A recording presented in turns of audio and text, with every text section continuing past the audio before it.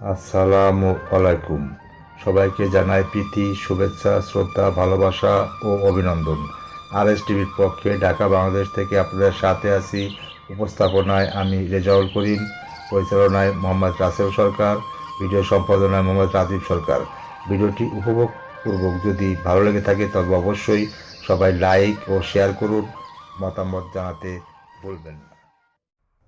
শ্রদ্ধেয় দর্শক, খালেদ মোশাররফ একজন বাংলাদেশি মুক্তিযোদ্ধা ও সামরিক বাহিনীর কর্মকর্তা ছিলেন।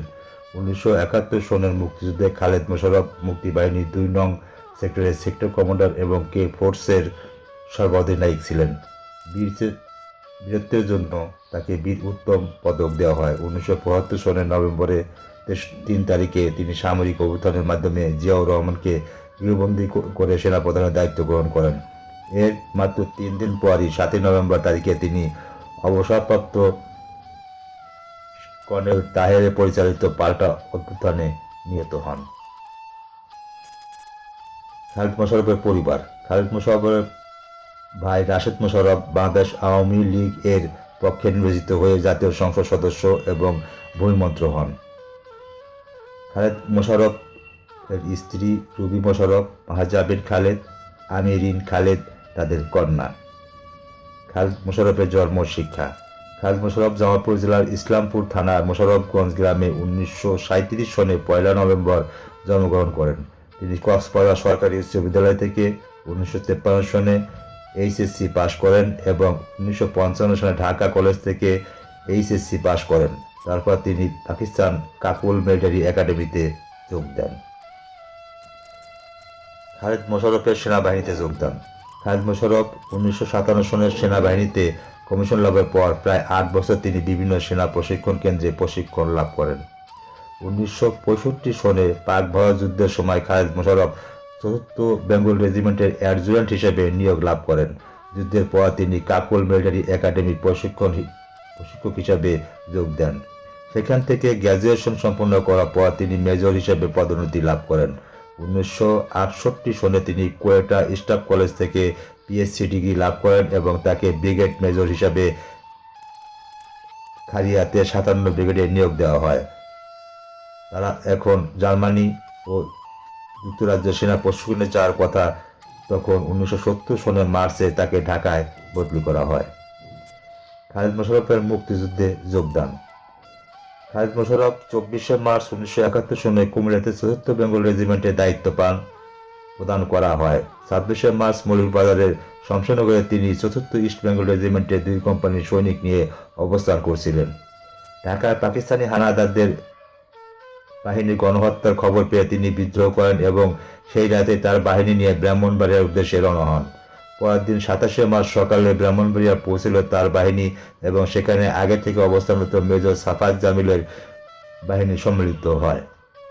ইতিমধ্যে তারা বেতার নির্দেশ পেয়ে সাফাত জামিলের নেতৃত্বে বাঙালি সৈনিকরা ব্রাহ্মণবাড়িয়া অবস্থানরত পাঞ্জাবি সৈন্যদেরকে আটক করেন।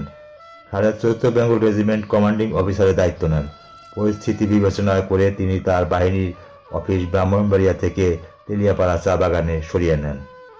প্রিয় দর্শক, গেরিলা যোদ্ধা শফি ইমাম রুমি সেক্টর 2 এর খালেদ মোশাররফের অধীনে মেলাঘরে প্রশিক্ষণ গ্রহণ করেন এবং গেরিলা যুদ্ধে অংশগ্রহণ করেন।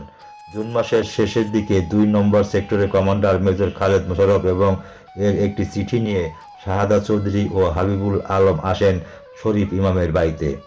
পাকিস্তানি হানাদার বাহিনীর চলাচলে ব্যাহত করার উদ্দেশ্যে খালেদ মোশাররফ তার কাছে বাংলাদেশের সেতু ও কালভার্টের ব্যাপারে তথ্য চেয়ে পাঠান।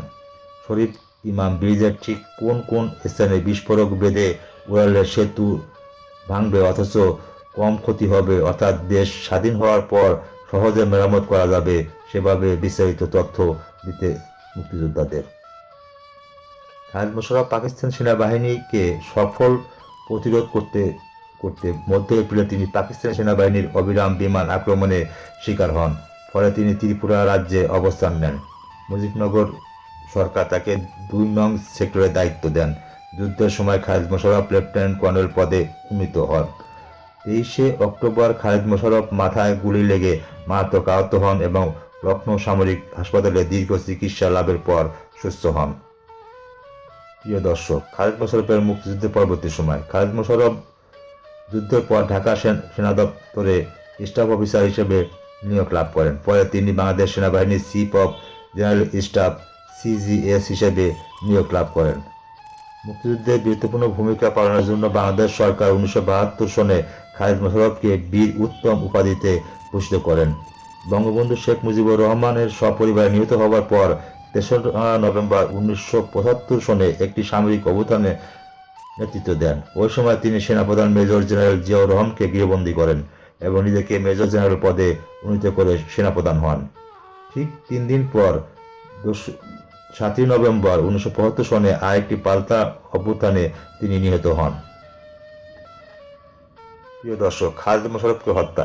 খালেদ মোশাররফ হত্যাকাণ্ড 6ই নভেম্বর 1975 সন খালেদ মোশাররফ এবং তার 2 সহকর্মী কর্নেল নাজমুল হুদা এবং লেফটেন্যান্ট কর্নেল ATM হায়দার 10ম ইস্ট বেঙ্গল রেজিমেন্টে যান। পরের দিন 7ই নভেম্বর 1975 তারিখে সকাল 11টায় 2য় ফিল্ড রেজিমেন্ট আর্টিলারির একজন কর্মকর্তার নির্দেশে 10ম ইস্ট বেঙ্গল রেজিমেন্টের কয়েকজন কর্মকর্তা খালেদ মোশাররফ এবং তার 2 সহকর্মী কর্নেল ATM হায়দার ও কর্নেল হুদাকে হত্যা করেন। বীর এই মুক্তিযোদ্ধা পরপারে যেখানেই থাকুক, সৃষ্টিকর্তা যেন তাকে ভালো রাখেন, আমিন। দর্শক, তিনি একজন অকুতোভয় বীর সেনানী ও সকলের কাছে গ্রহণযোগ্য একজন নেতৃস্থানীয় সেনা কর্মকর্তা ছিলেন। তার মেধা, বিচক্ষণতা ও সাহসিকতার জাতির কাছে অনুকরণীয়, স্মরণীয় ও পথেয় হয়ে থাকবে। সুপ্রিয় দর্শক, আমার জ্ঞান সীমিত ও নগণ্য। ক্ষুদ্র জ্ঞানে বীরোত্তম খেতাবপ্রাপ্ত খালেদ মোশাররফ এর বিস্তারিত ইতিহাস ও অন্যান্য বিষয়বস্তু বর্ণনা করা খুবই কষ্টকর বটে। আমি দার্শনিক বা ইতিহাসবিদ নই, তবু আমার লেখাতে যদি আমি তথ্যগত কোনো ভুল করে থাকি তবে নিজ গুণে ক্ষমা করে দিবেন। ভুলগুলি ধরিয়ে দিলে আমি অবশ্যই শুধরে নেবার চেষ্টা করব ইনশাল্লাহ। সবার কাছে দোয়া ও ক্ষমা প্রার্থনা করছি। আজ বিদায় নিচ্ছি। দেখা হবে নতুন কোনো অনুষ্ঠান নিয়ে। ভালো থাকুন, সুস্থ ও নিরাপদে থাকুন। আল্লাহ হাফেজ।